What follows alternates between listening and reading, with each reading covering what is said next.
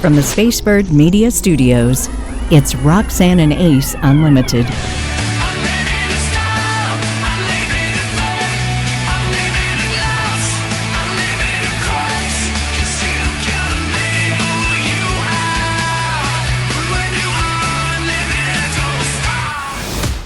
Hey, welcome to Roxanne and Ace Unlimited, where faith and friendship come together. And of course, we always love it when we get a chance to talk about our own lives, talk about what's trending, the vibes. And of course, our guest this week, David Smallbone, the real David Smallbone. If you haven't seen the Unsung movie yet, you get the chance to get a little one-on-one with him, so you get to meet the man behind the movie.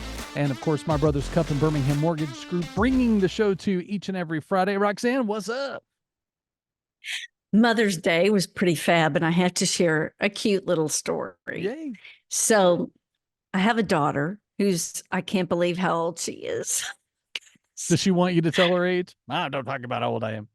26. She's 26. And we had a beautiful lunch. And I try to be cognizant of her time. She's a young married girl and works very hard. And so I was like, thank you. And she's like, Mom, let's go to the bookstore. You know, we both love books. Yeah. And while we were there, she turned around and said, you know, I tell everybody, oh boy, I'm going to lose it, about how when I was a little girl, you said, without exception, no matter what, if you want a book, your mama's going to get it for you.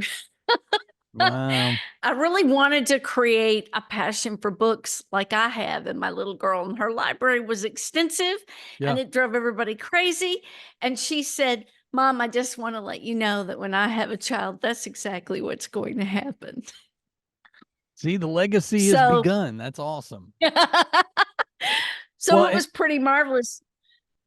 And with Ryan and me, it's funny because when they were little movies that they, were fiction that they made, or movies that were made from books, we always tried to kind of say, hey, read the book first because the book's better, and then we'll watch the movie. Well, then just movies kept coming out quickly and they couldn't read fast enough, and then they got into musical theater and then all bets were off. So they're going to have to make those movies into musicals, I think, for them to go, oh yeah, I have that book in my room. So I applaud that. Thank you. As we begin today, it's all about worship music. And since you're a worship leader, I really wanted to get your thoughts on how worship music has changed, because you know this better than anybody. There's a big article on how the drummer part of a band, a live band in a church, has really had to adapt and change. Yeah. And I just wanted to get your thoughts on that. Well, yeah, I mean, even as a drummer first and then a worship leader second, the thing people don't realize, and I'll kind of tell the, eyes behind the curtain on this, for a lot of churches, they're playing to a click track. And so you have other elements that are playing into the system that nobody's playing. It's coming from a track, but then your instruments are being played by the people on stage. So the drummer, when everyone's having their, prayer at the end of, a sermon or at the beginning of a, church service, and the tone is being set, the drummer's back there with the click track going. He's hearing a tick in his head? Yeah. And so that's and then there's also some churches, I've been in those settings, where you also have a voice that go, all right, in 3, 2, all in, and then everybody starts playing. So there are elements to it that are much more production oriented. And some will say, well, it takes away from it. But at the same time, if you're out there, you didn't know and don't know that all of that's going on behind the scenes, because the drummer's job is to hold it all together. And, and when maybe the click track falls out of somebody's ears, the drummer has to still be in the pocket. So I love, in the state of worship music, I think no matter what church you go to or what religion or denomination you're part of, there's so many wonderful songs. And one of the things that I've found, and I kind of ran from it, for years, because as a kid, it was all hymns. Right. And so then to, get into a charismatic setting where it's all contemporary. And I loved that as the drummer. Now it's that realization of that when people come to worship on Sunday mornings, they're looking to cut down on the clutter and all of the, and nothing against the big lights and the sound. And there are churches that need that, and that's their thing, right? But for those that don't have all of that, that it's very simple instrumentation, there's so many great songs to revisit that match within the season that, churches are in and the liturgy or whatever it is that, is shaping your message each week. But I love that regardless of whether you have a drummer in your church or not, there is so much that can be unveiled in a song that you maybe have never heard of, or you hear a version of it today that is, you've heard it 800 different ways, but you just hear it the right way and it connects. And to me, that's what our job as worship leaders and as drummers is, to set the tone so that the worship music helps the heart to be ready for what God is about to do. And your favorite worship song of all time? Well, it changes regularly. My anthem is the Elevation song, It's About to Get Loud. And I think I got the title of it wrong, but it's one of those where it's ding, ding, ding, ding, ding, like it's very rhythmic, and then it's like da da da da, like it has a lot of layers to it. But when I need that rocky worship song, Eye of the Tiger kind of feeling, that's my go-to. But then there are times, and actually I have it here in my studio, I have what's called the Alleluia 3 book. And this is what, as an Episcopalian, a lot of us do when you're like in camp settings and stuff, but it's got stuff from like Michael W. Smith, and it's got, Paul Blosh. And I mean, there's a lot of really great worship songs. And I love going in here and just picking something and going, all right, I'm going to sit down at the piano and just play a version of it. And there are no wrong versions. It's what is your heart saying? It's like the phrase, when you sing, you pray twice. So find a song that you do connect with, and then let that be how you talk to God. And sometimes the simpler they are, the better. I remember at the groundbreaking of Church of the Highlands, and all of a sudden you hear, how great is our God, and it resonated. And it's basically the same verse over and over, but you just immerse yourself in that beautiful Chris Tomlin anthem. Amen. So being back on the market, dating lingo has changed, and most of these slang terms are so nasty, I can't even share them on a podcast. What has happened to our world? And Ace, we've said this before, you and I are so glad not to be in the middle of that anymore. Oh yeah. And I've even told my wife, I'm like, I don't know when God's going to call it. I said, we want to have like a notebook moment, because I don't even want to think about life without you at this point, because the standard is so high and the dating game is so different. It frightens me. So two of the terms I can share: fireside fling. That's a romantic partner you connect with to get through the gloomy, cold periods of life, like fireside. And fling is not have an affair. So I thought that was kind of cute. And then there's ghoster coaster, a term used to describe the experience of having a romantic partner who disappears and then reappears. I play on ghosting. Yeah. Only the new term, we got to keep up with the new terms, is ghoster coaster, just to have you know. Well, and they do come in and out. I mean, if they're going to ghost you once, they're likely to do it again. If you allow it. This is true. Boundaries. And that's the thing. If you find yourself in a place where you are back in the dating scene, set that bar so high that, only the thin survive, right? Like, I mean, they've got to like channel through every kind of obstacle course to be able to win your heart, because you're worth it. You have something of value. They're not responsible for your joy or happiness. You are. And then when you're good, just you and God, they bring you someone that celebrates that you are a whole being within that, because that's God's definition of who you are. Oh, I love that. And if they're going to ghost me, stay gone. Bye-bye. See ya. Because, I'm getting ready to get married, and knock, knock, knock on my apartment door. Open. The biggest ghosting of my life is standing there. All 6'3" of him, all cut, good looking engineer. Like, you can't get married, I still love you stuff. I'm like, I had a moment. I was at a concert the other night, and there was a moment where the artist is talking about to sing a song that's about a breakup that was really hard on them, and she wanted the audience to be a part of it. She goes, "I want you to go back to that breakup, the one that you thought was going to be the be all end all, and then they left." And then the part of the chorus was, "I just can't." And that was the part that we as a crowd were supposed to chant. And the level of emotion of that simple phrase, "I just can't," was Oh. so massive. And she was like, "You guys have felt some pain. I'm feeling that up here." And it's like, yeah, like get to that point where you're sick and tired of someone who, like, you're an afterthought until you're no longer an option. And then all of a sudden they want you back. And that's in the most Jesus way, that's BS. Just move on. Well, somebody you can call with all the passion and the trust that it takes to do that, because your biggest purchase of your life is your home. You can depend on Birmingham Mortgage Group and Turan Newell. He is sort of the mortgage guru, isn't he, Ace? Yeah. He just researches and researches and comes up with programs, brand new ones that will benefit you.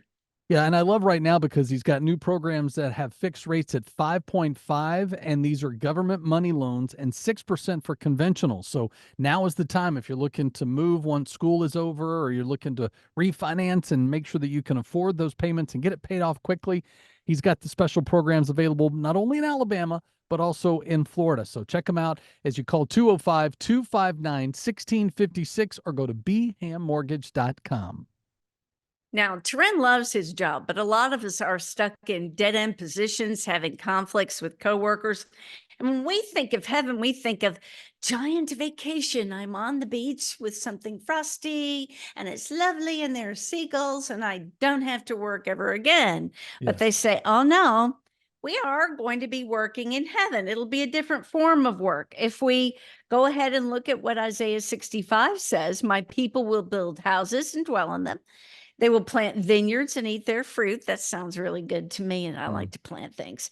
My chosen ones will long enjoy the work of their hands. They will not labor in vain. So while we will have things to work on, it will be enjoyable and joyous, but we're not going to be sitting on the cloud with fat baby angels.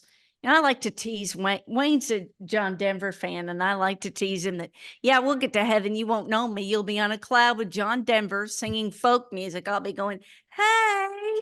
Yeah. Well, no, and that's the thing that I kind of like, because at least in my interpretation of how I see heaven is that, yes, we will get to do the things that we've enjoyed doing here, that we've trained, like we'll be able to retain all of those skills, but there won't be fatigue. There won't be, time or need for us to, our thing will either be doing our job or worshiping God. And I just want to be able to walk, what walking from chore to chore or task to task. I want to see Jesus, high five. What's up, Lord? Hey, Ace, how you doing? I'm good, Jesus. And then just go on to the next thing. Well, you and I are big fans of Dennis Quaid. We haven't hidden the fact we think he's a marvelous actor. And it's so fun. He just turned 70, and I get this. He said, I'm not celebrating it. I'm forgetting it. I'm not 70. It cannot be possible, which is funny to me. And he talks about all the movies he passed up. The Big Easy. Instead of Big, he did The Big Easy, pardon me. And, he didn't do Peggy Sue Got Married. He didn't do A League of Their Own. He turned down Dukes of Hazzard. Wow. But he said it, I know, but he said it really turned out well. And now I'm super excited about this. Now I like Ronald Reagan. Can I say that? I think I can. Mm-hmm. He plays Ronald Reagan, and the movie comes out in August. And he said he was so honored because this was the first president he ever voted for. I mean, he loved Ronald Reagan. Yeah. And so that's going to be so good. Yeah. And I love, since doing I Can Only Imagine, he's really come forward about his faith and being very expressive about how that experience really helped redefine him as a man. And so I love that he's playing these roles of people who also were of faith in their roles. So President Reagan, and everyone else that he's played since. He did one that we had, I think it was last season's show, There's a movie on Prime, which the title escapes me right now, but he Oh, played the about pilot. he was the pilot. Yeah. Oh, On a Wing and a Prayer? Was that it? Yes. There you go. Thank you. Okay. I knew your brain Such was a good bigger than movie. mine. Yeah. We But talked to the director of it. yeah, Yeah. but Dennis is one of those, and one of my all-time favorite movies is Frequency. Him and Jim Caviezel, still to Oh, this so good. day, my all-time Yeah. favorite. And I will say, it's probably the one thing that Roxanne and I have that she's jealous of me is that I've met Dennis, and we're like buds. No, we're not buds. It was like a passing. Hey man, how are you? Nice to meet you. Hey, nice to Yeah. meet you. I You was move on like, with it. oh, yeah, He's not on my cell phone or anything like that. we're not to covet, but that was tough. But hey, but hey, but I got to go back to since we're talking to Christian movie stars, this podcast, I always tell this story and it's quite true. Yeah. We're backstage at the beautiful Lyric Theater. We're introducing Stephen Curtis Chapman. I'm all cute, right? I had a cute top on. I was rocking it. And I'm standing there all ready to meet Stephen Curtis. Here he comes. It's like he drops his guitar and runs toward Ace like in slow motion, like Chariots of Fire, da, da, da, da, da, da, yelling your name. And he's almost in tears in this collision of bodies. That's and a then this and this reunion that was so warm. And I was like,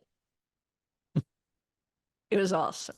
But I was he's an amazing dude. So he is one of my favorite people, which is why I'm excited later in the show.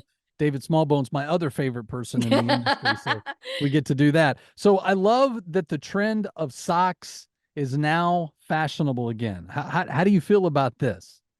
Well, we've discussed both of us don't like feet, but if they're covered, I'm good with it. But I don't know about the trend of like tube socks with stilettos. That just doesn't look good to me. Now they like I do like this, a very conservative man's suit and then a shock of color with his socks. Mm-hmm. And green's supposed to be real hip. So if you've got, like the charcoal gray suit, then you've got that hint of real cool green. It's very stylish, but socks are to be shown now and not hidden. And so do your socks with everything, make it creative. That's supposed to be in. What else do I have to figure out? I have to figure out my pants. I have to, now I got to go get socks that are cute. My socks are ugly. I need cute socks. And this is what I like as a guy because I have fun socks. And so if socks are cool again, and it's like, back in the day when the fun ties, when you had like Bugs Bunny and Tasmanian Devil or whatever, and that was your way of expressing yourself on a Sunday morning, or at work or whatever. I love that socks are the thing. But I also, and I don't know if you heard about this, but the socks now, like it's cool to wear them all the way up to your knee again. So the tube socks that we had in the 80s are coming back. And I'm like, okay, because I like a good comfortable, like I don't like them when they slide down. That's obnoxious. But I don't know. I like a good sock. It's very cozy. Oh, those are ugly. Are they not? Okay.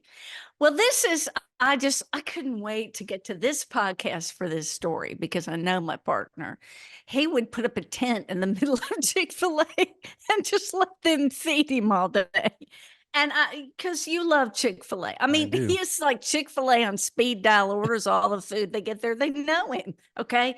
But Ace, they're doing Chick-fil-A pizza.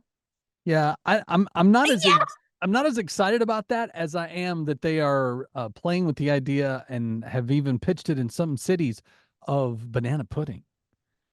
Yeah, I heard about that. I'm like, yes, all day, please. Like, I will say there are those moments where, a spicy chicken sandwich and just a chocolate shake is good enough. But if you want to give me the spicy chicken sandwich with the banana pudding, that you want to know death by food, that would be mine right there. But the picture is not attractive. I don't want to bum anybody out, but it's chopped Chick-fil-A nuggets, the Chick-fil-A sauce, and then pickles on it, on mozzarella cheese. It isn't pretty, but maybe it tastes good. Well, and I also like the Chick-fil-A, the Southwest salad, but it's too small. So I've started replicating it at home because you can buy the Southwest salsa at the store. So you can get it at the grocery store in the bigger container.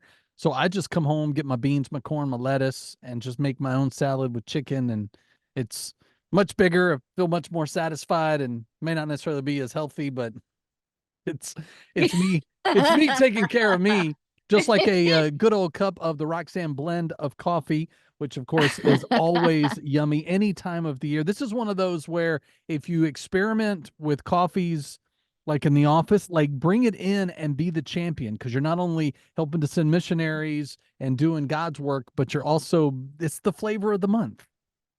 We got a lot of Roxanne blend, and man, we went through it because it's so good. It's like pecan and butterscotch, and it's warm and homey, and it's just great. So go to mybrotherscup.com, click on the Roxanne blend.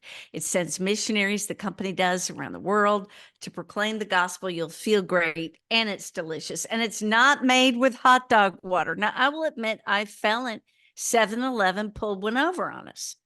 They announced that they were teaming with a company, a seltzer company, and one of the tastes was going to be a big bite hot dog like you can get at 7-Eleven. Mm-hmm. And hot dog water. Well, Yeah. it was an April Fool's Day joke. Oh, okay. Yay. That Yay. does my heart good. The one thing I will say, a lot of people don't know about 7-Eleven, they were the first convenience store. They were originally a ice company. So back in the day when you bought big chunks of ice and took them home before the refrigerator was a thing. So when refrigerators became a thing, they had to adapt. So they're like, well, what are other conveniences that we can provide? Henceforth, the convenience store. So I do like that they're thinking, but there are some things that don't even joke about it. Like just putting it into our heads is just gross. But Roxanne and Ace Unlimited, always great when we get a chance to catch up with not only what's happening at the box office, but right now, the movie that everyone's talking about, Unsung Hero. And we are just so excited to welcome the man. This story is all about his life, immigrating to the US from Australia to come here and begin the careers of his super talented family. And it's quite the saga. And it's the story of Rebecca St. James and the very famous four King and Country boys, Luke and Joel. And it's really the story about their dad, what he went through promoting concerts to get here, and what the family went through and struggled.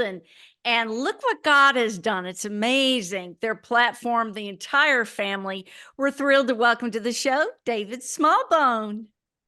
So good to be with you, Roxanne. And Ace and I go back 26 years or something, and it's been a wonderful friendship. Ace turns up at concerts and encourages us, and I so appreciate you having me on this morning. And Roxanne, I so appreciated your prayer at the beginning, like to be so enthusiastic about Jesus really encourages this gentleman of increased vintage. So keep up the good work. Thank you. And I know for people who, don't really know the story behind the family, I mean, the Smallbones have been a quintessential part of Christian music for quite some time. So I love that this story is being told. David has always been one of my favorite people, and the legitimacy of this story is true. But David, what is it about it now for you, especially reflecting 20 plus years of when all of those events took place to where you are now? What is your perspective or how you see God based on making this movie? God is good. I cry. My wife's not as emotional as me. She's seen the movie maybe 4 or 5 times. I've seen it maybe 17, 18 times. I was out on the road promoting it on our Christmas tour, and so we'd do previews, and then after it, they would interview me. And so I watched it a lot of times. Every time I watch it, I see something different. Remember almost the last time I saw it, right at the end when they do the credits, there's a photo of my dad. Mm-hmm. And my dad, and that was the last time I ever saw him, and that was 30 years ago. And that made me emotional. And I was, at the time I had money problems, I had immigration problems. I couldn't get back to say goodbye. And it reminded me of a wonderful man, and that I'd had a wonderful childhood. The end of the story is better because 2 years ago, my mum passed away, and I was allowed to go back and say goodbye to her. And you know, when you marry, you become one. And I was able to say goodbye to Dad at the same time. Isn't that? I remember being at the viewing of Mum, and I was giddy. I sent back a video to my family, and I celebrated two wonderful people. And as I speak to you now, it's a bit emotional for me to remember, because not all my friends had good upbringings. Not all my friends had good parents, and I I was a spoiled rich kid with my parents, and they started me off on a wonderful life. It's been an adventure, and the movie shows some of that. And I'm really grateful to my parents. I'm grateful to Helen, and I'm grateful to Jesus, because even the hard times, they showed me the wonder of Jesus, because he took care of my family when I was unable to. What was it like for you to see yourself being portrayed in the movie and then to have your son play you? Are you proud of the job he did? Well, as Ace knows, he's a gifted boy, and he's very strong-willed, like his mother, maybe not so, maybe like his father. But he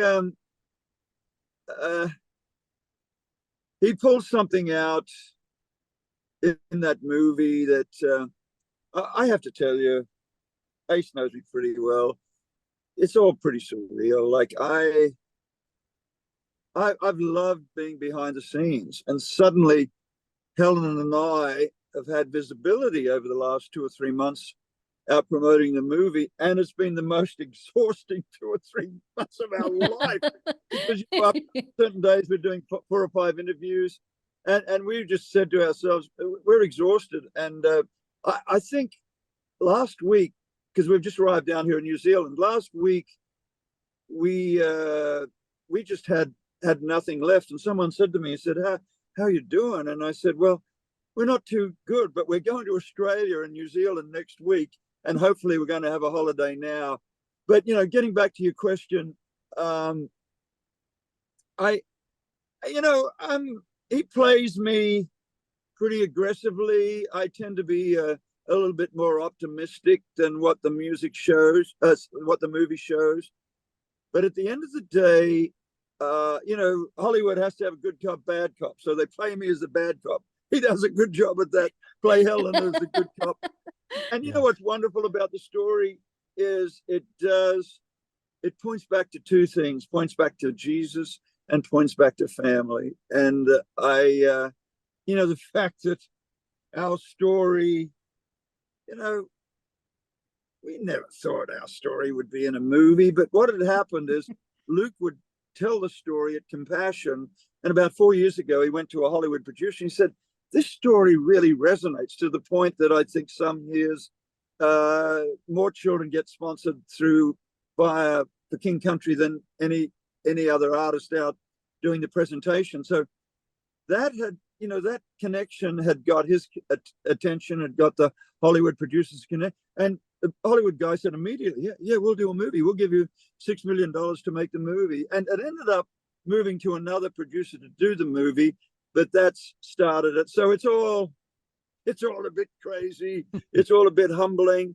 But the fact that our story can encourage family, encourage people to follow Jesus in the game of life, as you both know, there's nothing much better.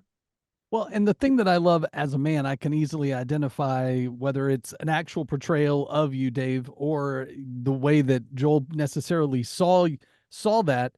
But the thing is, as men, our pride does get in the way when we can't provide for our families, but we know we are supposed to show our faith and lean and trust into God. Yep.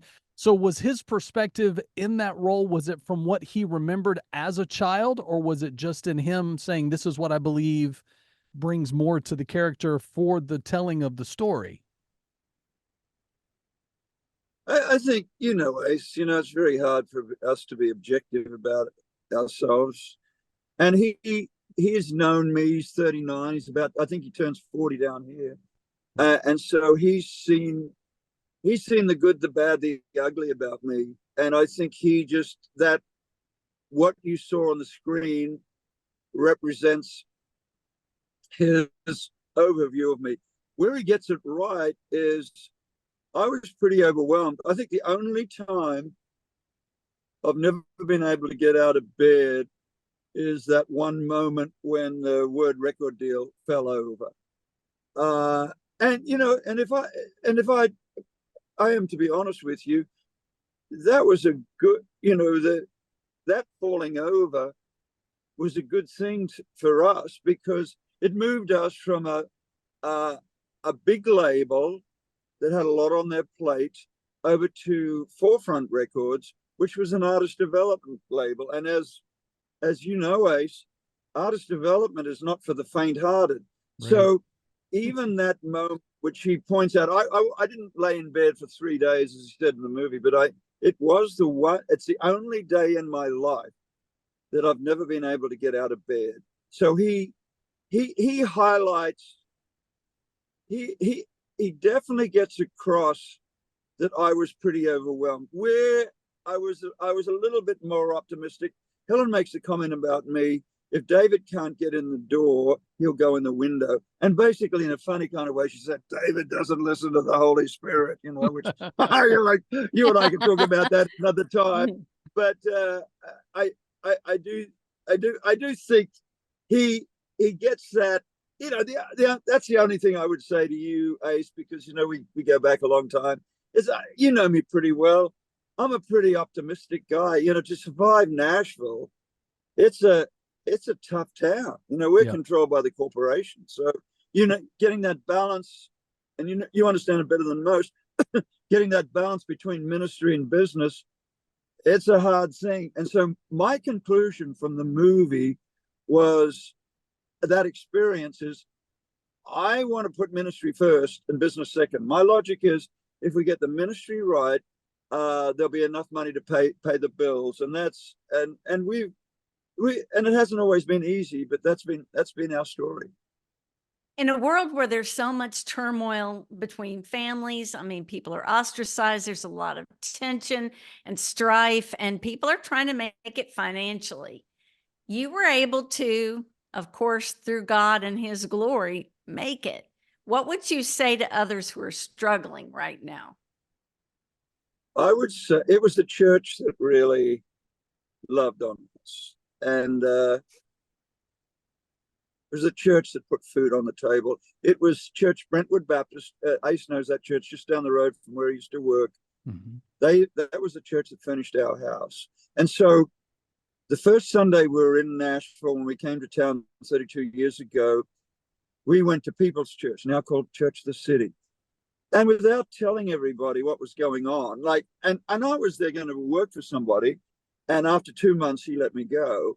But just because you have community, people knew what was going on. And so people prayed for us, loved on us, put food on the table.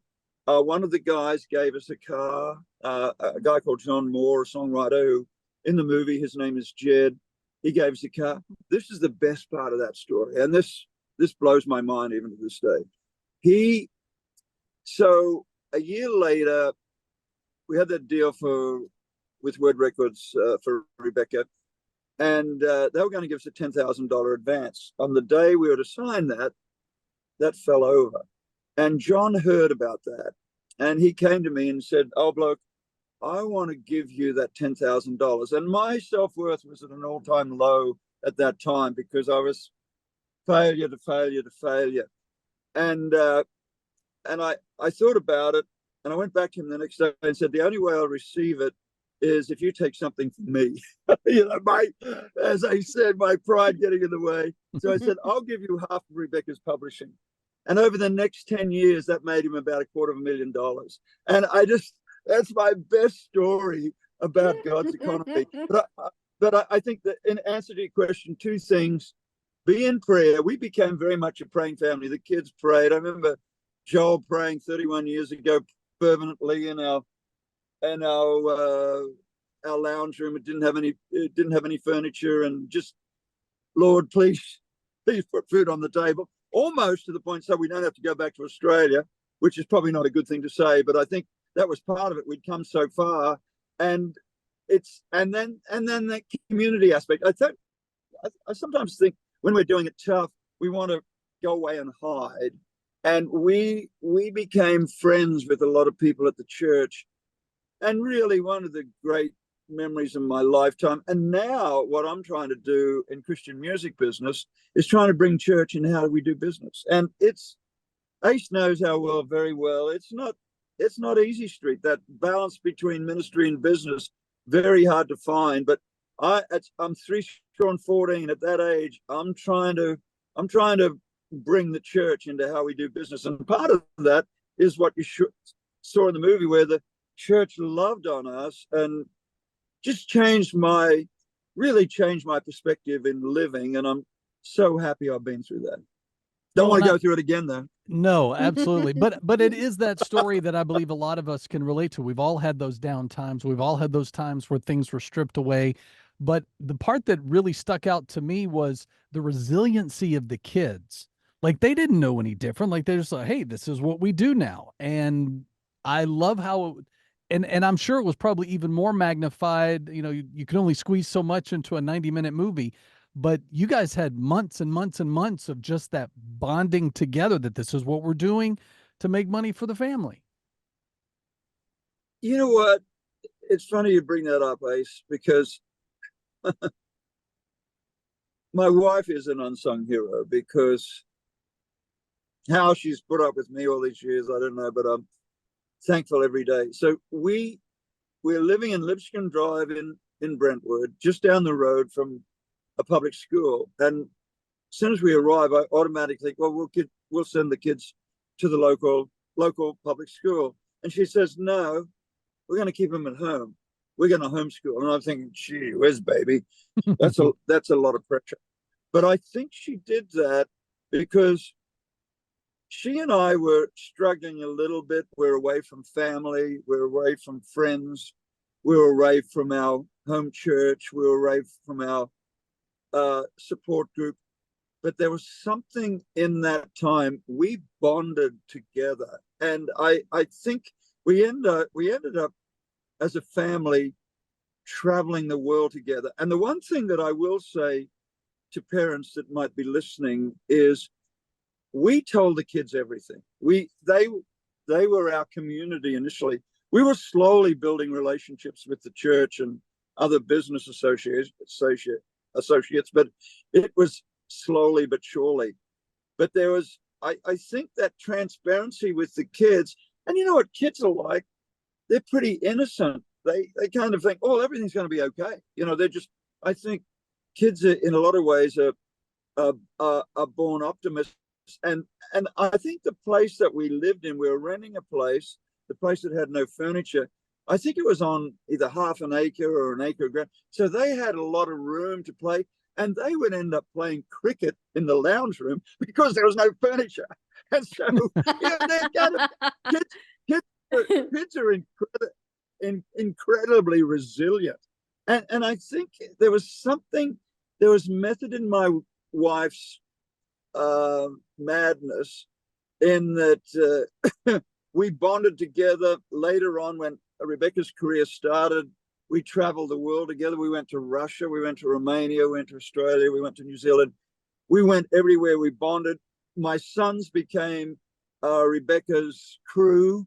And then when Joel and Luke started in For King Country 12 years ago, they'd done their 10,000 hours. And as you know, Ace, living in Nashville, Music City of the world almost, we've got all these colleges where people go and learn how to be artists. They've got the head knowledge. They're not always practical. The boys were practical, and it came out of that thing of, because if we put the kids into school, we would have never been able to travel the world together. And so, I don't know, there's something about us being transparent with the kids, doing life together.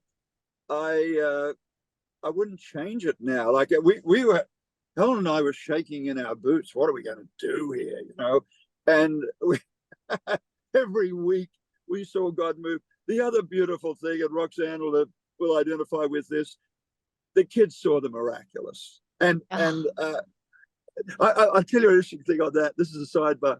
So Joel and Luke bring us the script September 2 years ago, 20 months ago, whatever, 22 months. And I decided to not read it because I didn't want to influence, because I'm a strong-willed guy. Helen read it, and she said, whatever you do, make sure you don't leave out the miracles. And guess what? Well, you know better than me. You've seen it. They didn't leave out the miracles. And I think that's a fair representation, because I think the kids have remained faithful, and they saw Jesus move dramatically in our life when they were, I think Rebecca was 14, and all the kids, there's 7 of them, they're all 2 years apart. And I think that's ended up being a good foundation for their lives, and a good foundation for Rebecca, a good foundation for King Country. Unsung Hero, major hit. Everybody's loving it. Congratulations on a beautiful, moving film that's fun and joyous. And it's such a good thing for us to go see and embrace. And we so appreciate you, David Smallbone, making time for us. It's been so special. Roxanne, I so appreciate your joy. I've appreciated Ace for a long, long time. Thank you for holding him accountable. Us blokes don't. She does. Don't like held accountable. But your prayer at the beginning inspired me. Ace, thank you for being a good friend of my family for such a long time. Blessings on you folks. Keep up the good work. In the game of life, there's nothing better than sharing the most wonderful message known to man. Our core principles with the King Country are loving on the brokenhearted, sharing this wonderful message to as many people as possible. I love that you guys are doing it over the airways. So honored that you would support our movie. So honored that you would allow the old bloke to hang with you this morning. It's always great to catch up, Dave. I know I'll see you soon, bud. Thanks again. Good on you. See you at a concert. But I will say, as we do each and every week, we love to check in on each other's vibes. So, Roxanne, what are you vibing on this week? The Resident.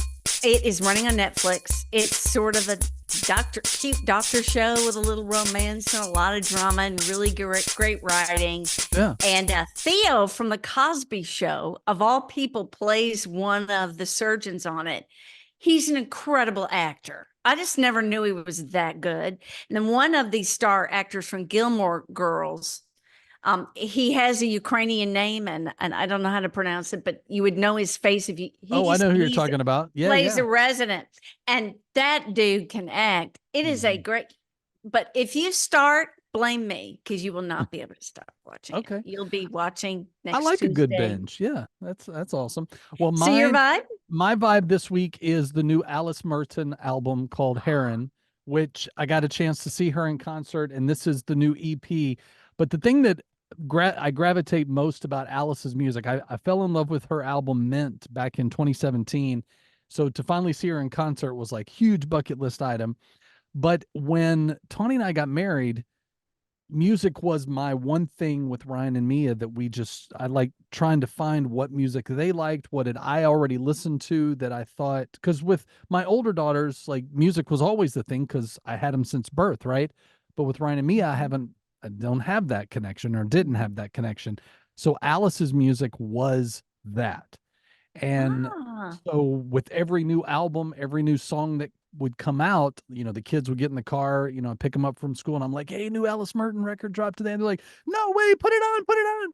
So when we're in the car, like that was, when they're fun songs, but they're deep and they mean something and they say something, and it really makes you feel your heart when you're listening to them. So there's just a lot of layers to her stuff that I love, even with this EP. And to be able to see her live and doing these songs, like it was very emotional for me. And so if you're a big music person, check it out. She even autographed it to the kids. So that was a big too. I told her, I said, if you ever want to meet him, you have to do it in a non-bar setting. She goes, deal. She goes, I'll make that happen. So it's always sweet. Great. Yeah.